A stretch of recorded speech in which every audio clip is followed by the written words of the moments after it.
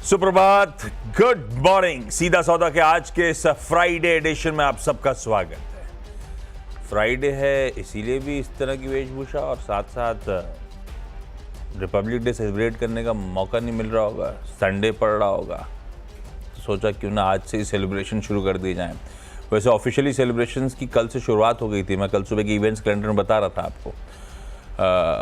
तो officially celebration की कौन हो गए थे, अपन भी यहाँ पे सेलिब्रेट करेंगे। आप सबको हमारी पूरी टीम की तरफ से गणतंत्र दिवस की खूब खूब शुभकामनाएं। सोसाइटी में होता है क्या फ्लैग होइस्टिंग वहाँ पे नोएडा में? हाँ, होता है। और यूपी दिवस मनाते हैं वहाँ पे? यूपी दिवस तो खैर मनेगा ही मनेगा। आज तो शुक्रवार है, सारे दिवस मनेंगे आज। आज शाम को तो हाँ, कोई दिवस बचेगा ही नहीं। कोई बचेगा ही नहीं। बाकी गणतंत्र दिवस फुल फ्लैज हर सोसाइटी में अच्छी तरह। यस यस, यहाँ मुंबई में भी छोटे छोटे बच्चे बड़े उत्साहित नजर आते हैं। परेड होती है, सब कुछ होता है। परेड होती है, सिक्योरिटी गार्ड्स की सब होता है। हमारे यहाँ भी मुंबई में भी ऐसी होता है। खैर चलिए, आज की क्यूज थोड़ा सा ग्रीन ग्रीन है, बढ़िया है। हालांकि फ्लैट ओपनिंग है लॉजिकली, लेकिन 30-35 पॉइंट हरे निशान के साथ शुरुआत होने की इंडिकेशंस। तो इंडेक्स के लिहाज से तो परसों 2 बजे ऑनवर्ड्स घूमे थे और उसके बाद कल भी हमने परसों 0.5% घूमे, कल 1/4% का उछाल था और आज भी इन ग्रीन ट्रेड कर रहे होंगे। परसों और कल में एक फर्क ये था कि परसों ब्रॉडर मार्केट्स ने पार्टिसिपेट नहीं करा था, कल फिर भी ब्रॉडर मार्केट्स ठीक ठाक थे। मिड कैप स्मॉल कैप बेहतर कर रहे थे, ब्रेथ पॉजिटिव थी, तो कल फिर भी परसों के मुकाबले स्क्रीन बेहतर थी अक्रॉस। आज के लिए जिस तरह के समीकरण है क्विकली दिखा देता हूँ। यूएस में मंडे छुट्टी थी, उसके बाद तीनों दिन जो कामकाज हुआ है, ट्यूसडे, वेडनेसडे, थर्सडे, तीनों बेंचमार्क्स हरे में। तो ट्रम्प साहब के इनॉग्रेशन और उनके वापस लौटने को अभी भी वो सेलिब्रेट ही कर रहे हैं। अदरवाइज ट्रम्प साहब का एक बयान आज बहुत हर जगह छपा हुआ नजर आएगा आपको, क्योंकि उन्होंने वर्ल्ड इकोनॉमिक फोरम को संबोधित करा था, पहली इंटरनेशनल स्पीच बतौर सेकेंड टर्म में, बतौर यूएस प्रेसिडेंट। तो वो इंटरेस्ट रेट रिड्यूस करने के, कच्चे तेल में दबाव के संकेत दे रहे थे। ये सब अच्छा है, अपने लिए भी तो अच्छी खबर है। देखते हैं सब कैसे प्ले आउट होगा, लेकिन हैंडओवर यूएस का ठीक ठाक है। अपना मूड देखते हैं आज फ्राइडे को कैसा रहता है, लेकिन वीरू से जान लेते हैं लेवल्स क्या होंगे। वीरू, गुड मॉर्निंग एक बार फिर से। क्या लेवल्स वॉच आउट करना है, टेक्सचर कैसा दिखता है? गुड मॉर्निंग आशीष। देखिए, परसों HDFC बैंक ने 23,050 से लेकर लगभग आपको 23,150 दे दिया। उसके बाद निफ्टी HDFC बैंक को लैप्स हो गया। वहाँ से राह पकड़ ली निफ्टी IT ने, वो उसने आपको हद से हद 23,260 दे दिया। तीसरा क्या विनर होगा, कौन सा स्टॉक होगा, अभी कहना बहुत मुश्किल है। बट थ्रेशोल्ड पॉइंट तय कर देते हैं आशीष, जिसके बाद लगेगा कि हाँ बाजार थोड़ा सा ऊपर आने की कोशिश कर रहा है, वो है RS1।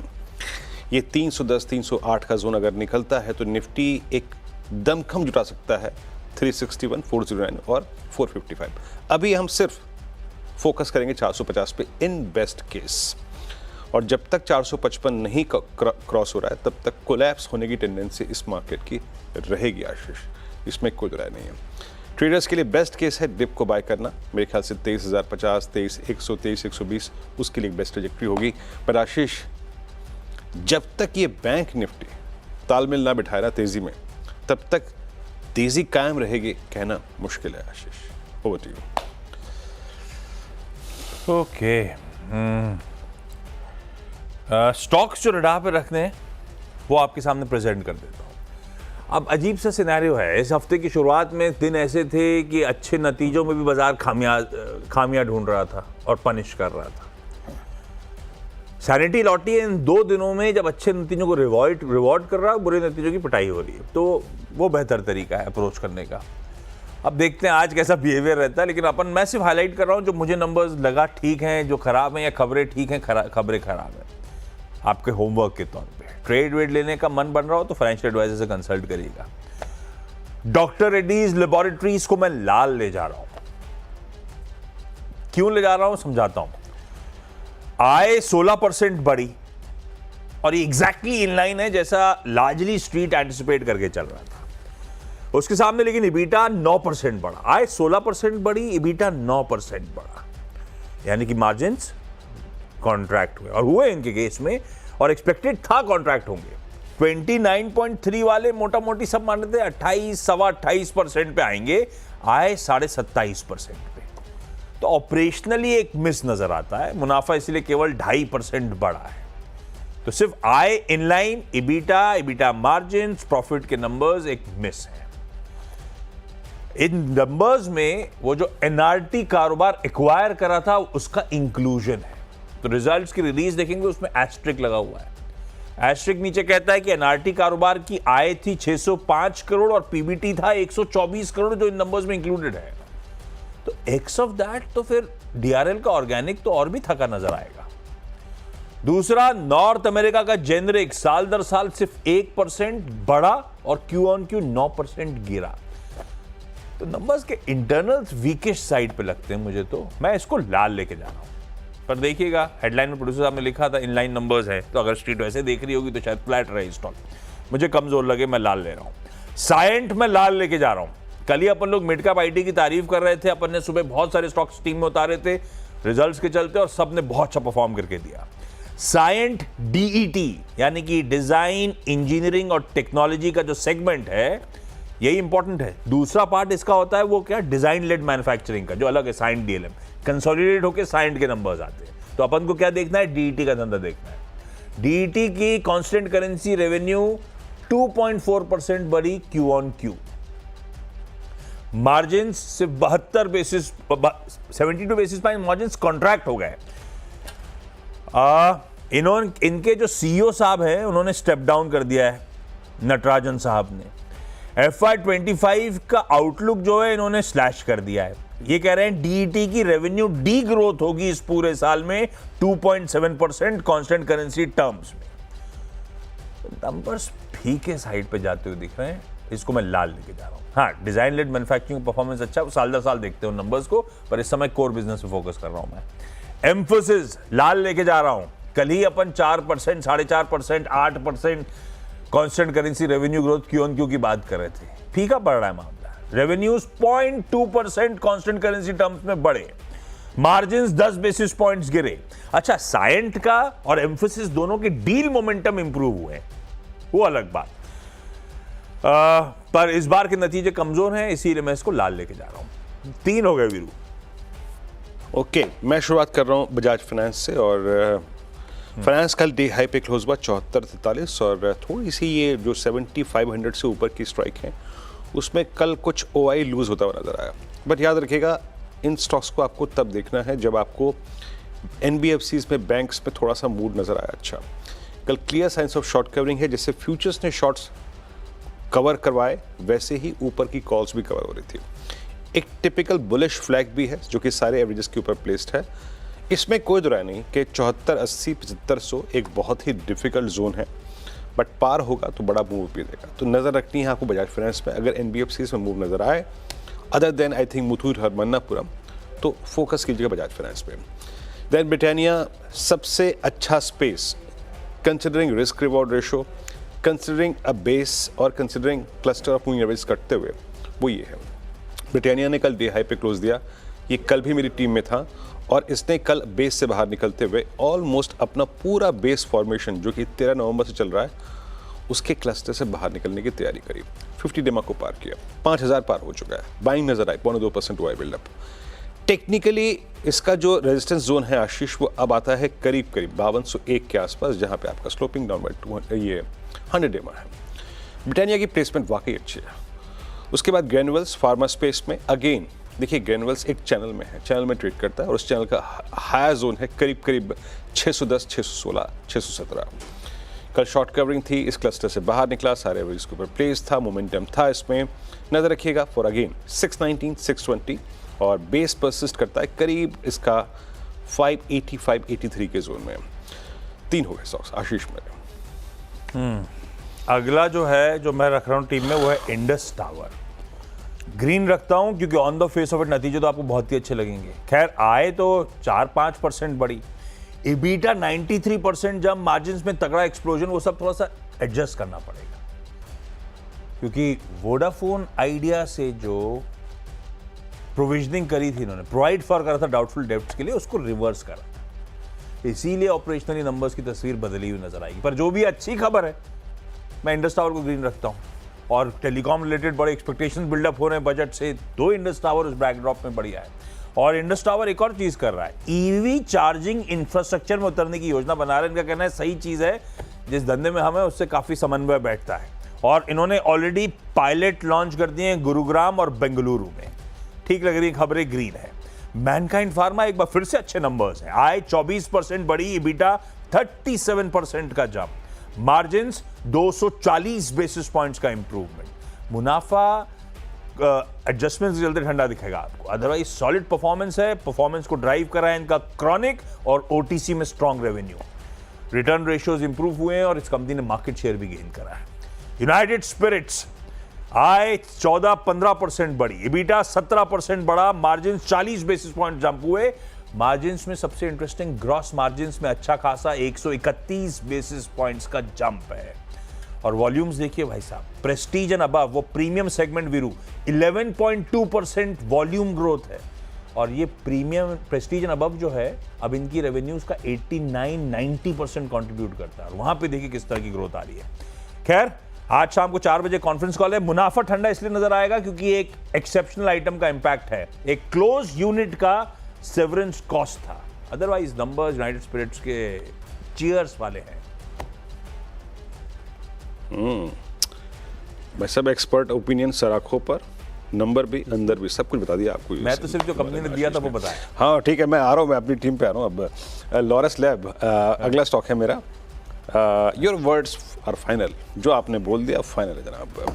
लॉरस लैब आपकी स्क्रीन पे 585 पे क्लोज हुआ। अगेन फार्मा की कुछ स्किप्स जो अच्छा कर रही हैं, इस पे याद रखिएगा with in a small price zone इसका ये रिवर्सल है। देखिए ये स्टॉक अभी भी अपने करियर के हाईएस्ट क्लस्टर पे ही ट्रेड कर रहा है, बट क्या हो रहा है, कूलिंग ऑफ हुई थी इसमें जनवरी 10 के आसपास, उसके बाद आया 50 DMA पे रेस्ट लिया, अब वहाँ से बाहर निकलता हुआ विथ शॉर्ट कवरिंग, अच्छी शॉर्ट कवरिंग, 7.5 लाख शेयर यहाँ पे कम हुए।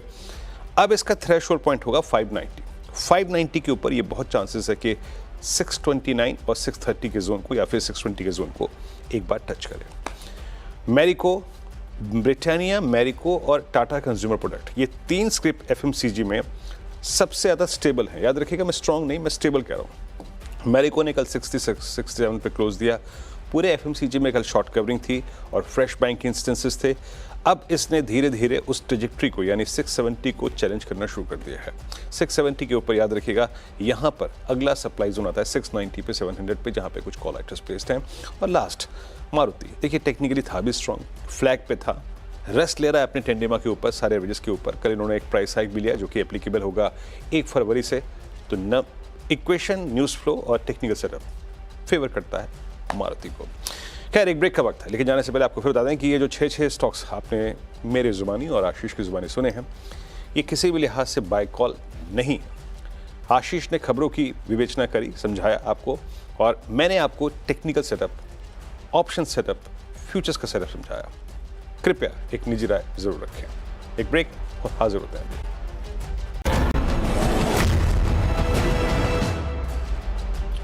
स्वागत है एक बार फिर से आपका, और अगले 4 स्टॉक्स पेश करता हूं। शुरुआत करूंगा यहाँ से SRF से। कल डे हाई पे क्लोज हुआ 2596। सारे केमिकल स्टॉक्स ने कल अच्छे long plus short covering witness करी।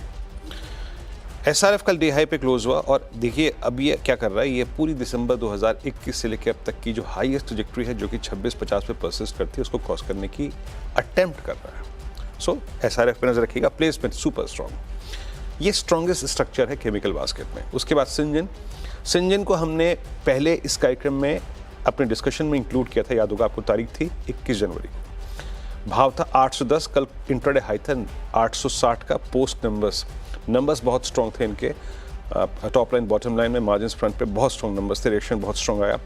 अब हमें नज़र रखनी है 2 चीज़ों पे, याद रखिएगा। Either get a dip towards 830 820 averages के पास फिर हो जाए कूलिंग ऑफ करके, या फिर 860 के ऊपर 850 के ऊपर टिक जाए। 2 केस पे सिंजन में एक अच्छा प्रोस्पेक्टिव बनता है। और टाटा कंज्यूमर, जिसकी मैं बात ब्रिटानिया और मैरिको के साथ कर ही चुका था, टाटा कंज्यूमर में एक typical text book inverted head and shoulder बना है बिटवीन 6 नवंबर और टिल डेट। कल 50 DMA को पार किया, मेरे ख्याल से बहुत ही खूबसूरत formation with strong short covering. आपने देखा जितने भी स्टॉक्स पे किया हमने शॉर्ट कवरिंग। और ये लास्ट है UPL, again chemical basket stock, ये उतना स्ट्रॉन्ग नहीं है जितना SRF है, बट इसकी प्लेसमेंट लोअर ट्रेजेक्टरीज पे अच्छी है। इसने सारे एवरेजेस को रिगेन किया है, एक बुलिश फ्लैग है, ब्रेकआउट पॉइंट करीब 560 का होगा, उसके बाद जो नेक्स्ट सप्लाई जोन परसिस्ट करता है वो करीब 574 पे। आशीष, दो स्मॉल फाइनेंस बैंक्स, वैसे सारे SFBs बहुत पिटे हुए हैं, सूर्योदय को लेकिन फिर भी रेड लेके जा रहा हूं। कंसर्न है इसकी वर्सनिंग एसेट क्वालिटी।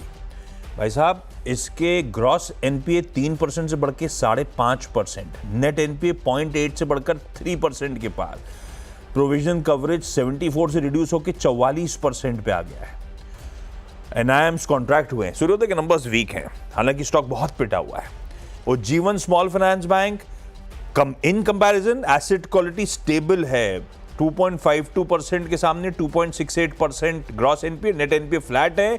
और संजीव नौटियाल ने रिजल्ट रिलीज में कहा, MD और CEO ने, कि हम इस क्वार्टर में यूनिवर्सल बैंकिंग अप्रूवल के लिए अप्लाई करेंगे, इसीलिए ग्रीन करा मैंने। अंबर एंटरप्राइजेस अच्छे नंबर्स हैं भाई साहब, एक्सपेक्टेशन से कहीं बेहतर, रेवेन्यू में 65% का जंप है, मार्जिन्स में कहीं बेहतर, एक्सपेक्टेशन से 130 बेसिस पॉइंट्स का एक्सपेंशन है, पर कल स्टॉक ऑलरेडी फटा हुआ था। स्ट्राइड्स फार्मा साइंसेज, इसका arm one source speciality pharma आज लिस्ट होने आ रहा है। रिकॉर्ड डेट थी 6 दिसंबर की, जब आपको 2 स्टॉक्स उसके वनस्पत 1 मिला था। स्ट्राइड्स फार्मा साइंसेज लगाई रखा। खैर, अब इसका सिर्फ रब ऑफ के तौर पे होगा और कुछ नहीं, लेकिन स्ट्राइड्स फार्मा को मैं ग्रीन लेके चलता हूं। कल शायद इन एंटिसिपेशन इसमें भी अच्छा मूव ऑलरेडी आया हुआ है, पर पिटा हुआ स्टॉक है, देखते हैं आज कैसा बिहेव करेगा। 10 स्टॉक्स पूरे, क्योंकि छोटा सा ब्रेक के उस पार जब लौटेंगे तो टीम्स का क्विक रैप अप।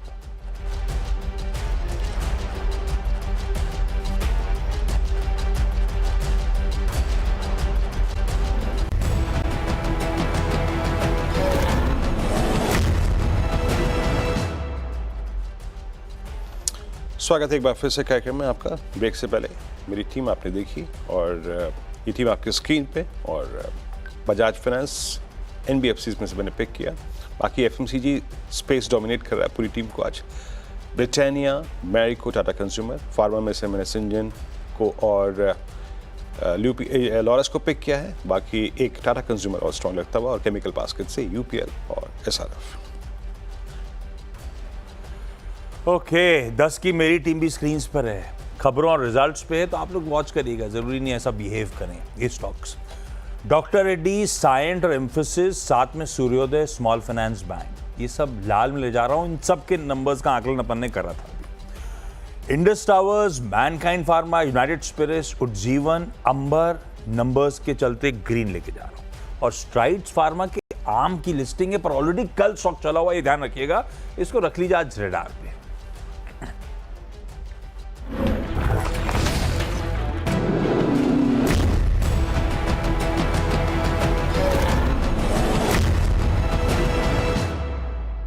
और चलिए सीधा सौदा से अब 10 तक देते हैं अपन आज के मुनाफे की तैयारी पे। वीरू, स्टूडियो कुछ बदला बदला नजर आ रहा है, आपने नोटिस किया? लग रहा है कल मशक्कत काफी लगी है, आज जिलेट पे रहेगी नजर है। ये बढ़िया change look. Good morning Ashish, good morning. Veeru, good morning. देखिए, मार्केट इतना ख़राब है, और मैं उस दिन YouTube लाइव कर रहा था, तो बहुत लोगों ने कहा कि सर वो पहले वाले लुक में आ जाइए, शायद मार्केट इंप्रूव हो जाए। मैं कहा चलो वो भी ट्राई करके देख लेते हैं। तो अभी आजकल हम हर टोटका ट्राई कर रहे हैं मार्केट को इम्प्रूव करने के लिए, तो वो कोशिश जारी है। वैसे वीरू, आशीष और हमारे सब व्यूअर्स को गणतंत्र दिवस की अग्रिम शुभकामनाएं। ठीक है, छुट्टी मारी गई हमारी। वैसे US में अगर या किसी भी कंट्री में अगर ऐसे इतना बड़ा नेशनल हॉलिडे अगर वीकेंड में पड़ता है तो नॉर्मली फ्राइडे को छुट्टी दे दी जाती है। और वो बचपन से स्मार्ट थे, उन्होंने कहा था first Monday of February, last Friday of January. छुट्टी भी ऐसी डिसाइड करके, डे गया दिन से कोई लेने ना नहीं उनका। पर चलिए, हम सब की तरफ से आप सबको गणतंत्र दिवस की खूब खूब शुभकामनाएं। मूड माहौल के थोड़ा सुधरा रही है स्क्रीन, परसों सेकेंड हाफ ऑनवर्ड वो HDFC बैंक के नंबर्स के साथ साथ। ऐसे में क्या ऑब्जर्वेशंस हैं आपके? मूड माहौल दिख कैसा रहा है अब? देखिए, कल के मूव को मैं कहूँगा शॉर्ट कवरिंग, ना कुछ कम ना कुछ ज़्यादा, बेसिकली एक शॉर्ट कवरिंग। और आशीष, ये बात हमारी कई बार हुई है कि मार्केट में बीच बीच में काउंटर ट्रेंड मूव्स आते रहेंगे। ये बाज़ार में एक और काउंटर ट्रेंड मूव चल रहा है। देखिए, ये किसी को नहीं पता चलेगा कि कब असली मूव शुरू हुआ, वो हाइंडसाइट के साथ पता चलता है। हो सकता है 6 महीने बाद हम कहें कि ये बड़ा मूव आज से शुरू हुआ था, लेकिन वो हमको बाद में पता चलेगा। जब तक वो कंफर्मेशन ना मिले तब तक आपको यही मान के चलना होगा कि कोई भी जो छोटा ट्रेंड है वो एक काउंटर ट्रेंड है, बड़ा ट्रेंड अभी भी डाउन साइड का है, बड़ा ट्रेंड अभी भी गिरावट का है। और कल की भी अगर आप तेज़ी देखें तो मोस्टली वो शॉर्ट कवरिंग के बदौलत आई। कल भी एफआईआईज ने कैश मार्केट में भर भर के बेचा है, भर भर के बेचा है। कल भी इन्होंने 5,400 करोड़ से ज़्यादा की सेलिंग करी है, ठीक है। तो सेलिंग में कोई कमी नहीं आई कल, लेकिन कल एक चीज़ बदली। कल इंडेक्स फ्यूचर्स और स्टॉक फ्यूचर्स में एफआईआईज ने बाइंग की है। इंडेक्स और स्टॉक्स दोनों में शॉर्ट कवरिंग की है। इंडेक्स में 700 करोड़ की बाइंग है आशीष, और स्टॉक फ्यूचर्स में 2,100 करोड़ की बाइंग है। तो ये एक कॉम्बिनेशन था जहां पर आपको एक शॉर्ट कवरिंग देखने को मिली।